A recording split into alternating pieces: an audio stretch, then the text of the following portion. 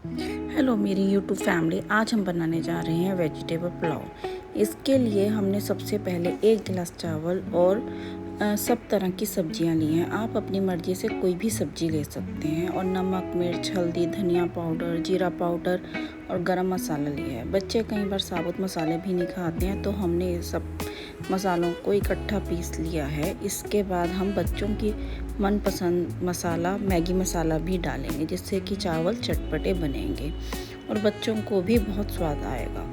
1 गिलास चावल में दुगना पानी यानी 2 गिलास पानी डालेंगे। और अगर कुकर में बना रहे हैं तो 1 गिलास ही पानी डालेंगे और सिम गैस में रख देंगे 10 मिनट के लिए। उसके बाद आपके चावल बनकर तैयार हो जाएंगे।